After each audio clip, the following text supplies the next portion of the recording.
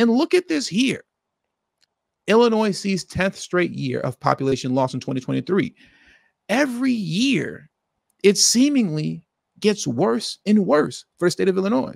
So now when you're seeing all of these illegal immigrants flooding into Chicago and into the state of Illinois as a whole, but primarily into Chicago, and you're seeing this endless amount of funds being poured into them to make sure that they have housing that Chicago's homeless citizen population don't even have access to. They told you to wait for Bring Chicago Home, which failed at the ballot box, but it failed in the courts prior to even making it to the ballot box because the courts deemed it invalid, right? The citizens had to wait and now still have to wait to be housed if they're homeless. But Brandon Johnson and J.B. Pritzker are wasting no time housing the illegal immigrant population, wasting no time at all, making sure that they're comfortable and having the things that they need, because they actually need that population to remain in the city and remain in the state to offset the number of people that are continuously leaving. Once again, look at this data point here concerning the state of Illinois. Every year it gets worse and worse. They can't keep anybody in the state. And I guess technically I'm one of them. Because I left Chicago, what was that, back in 2005, I think it was. I've been left. I've been gone. I've been left Chicago, right? I've been left. And it looks like a lot of people left behind me. A whole lot of people left behind me. But another thing to highlight as well, as we're coming around to a close, take everything that I'm saying here and then also consider the reality of the strong push that these Democratic cities and states have been on concerning non-citizen voting, right? Because now we're getting into the, you could call it the title, subtitle, I guess it's called, that's actually on the thumbnail. And I believe on the thumbnail, I labeled the title of this video via the thumbnail. I think I called it 100 years of, I think I said 100 years of democratic dominance, right?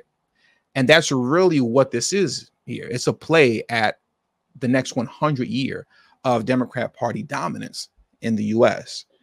Because number one, you have this influx of illegal immigrants that are coming into the state in order to offset the exodus that's happening in these states, so that these states don't lose their representation within the House of Representatives.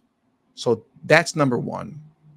Number two, these same states and or cities, Chicago, New York City, Boston, Washington, D.C., have been aggressively pushing non-citizen voting in local elections. They've been aggressively pushing that.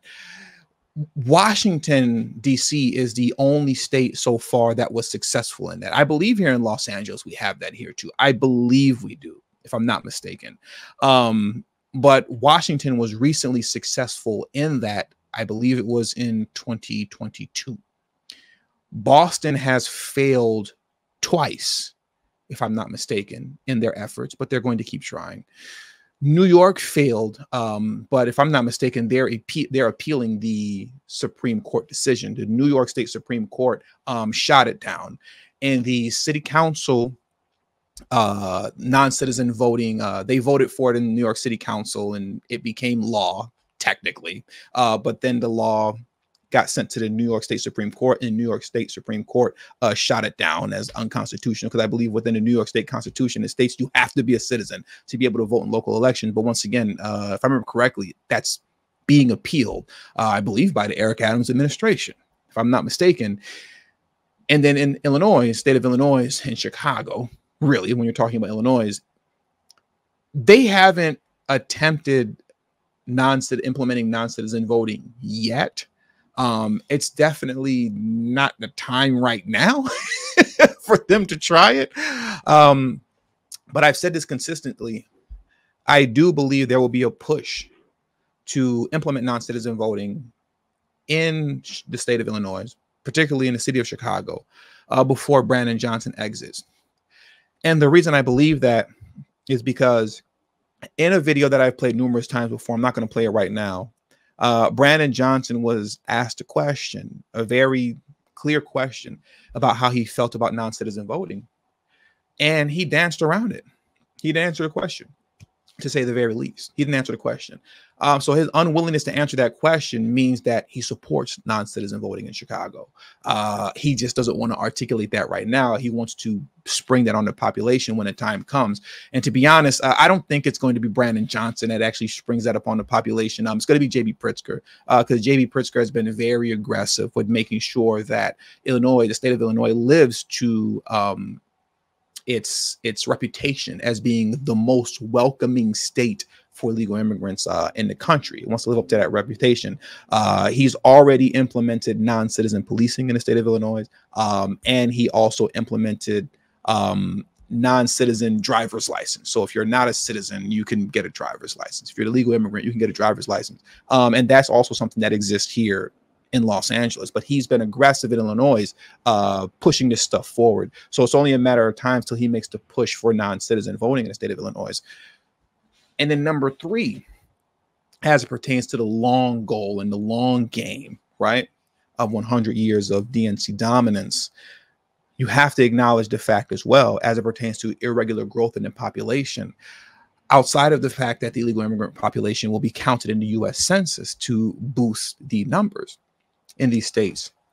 You also have to take into account that these people are having children, right? They're having children, and they will be citizens upon birth.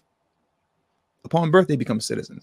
So not only does that count to the irregular population growth, because it's not natural population growth, but not only does it count to the irregular population growth, but they're solidifying that voter base moving forward into the future, right? Because those children are going to be the same children that once they get into their, mid, late 20s, 30s, whenever you start seeing people pop up on the political scene in a serious way, right? Late 20s, early 30s, they're going to be the ones giving their heartfelt sob stories about how their mother trekked the Darien Gap and made it through El Paso and the barbed wire to get to this country, to experience the American dream and partake in the American dream. And I was able to be born here because of that journey that they partaked in, and because of the Democratic Party policies. And you had evil people like Donald Trump and the TD media groups in the world who opposed this, but we persevere and made it anyways. And it's because of DNC policies that I'm here today. And it's because of those same DNC policies that I'm going to continue to push those policies moving forward and continue the tradition now in my family of voting blue, right? They're playing the long game. This is why on the title of the thumbnail, I put 100 years of Democratic Party dominance, because that's what this is all about. That's what this is all about. Once again, in closing, I've heard a bunch of theories on why, Biden has the border open the way that he does. But the information that Greg Abbott put forth is the most plausible as it pertains to maintaining dominance from now until the foreseeable future, from the irregular population growth by way of the illegal immigration count being upon the U.S. Census to offset the decline in population that's leaving, number one, to non-citizen voting, number two, and number three, the children being born of the illegal immigrants who now are automatically citizens. And because of that, and their gratefulness towards their parents, which I get, they will in turn extend that gratitude to their loyalty to the Democratic Party moving forward. So this is a 100-year plan by the Democratic Party, as far as I'm concerned. And we'll see how this plays out moving forward. We will see how it plays out moving forward.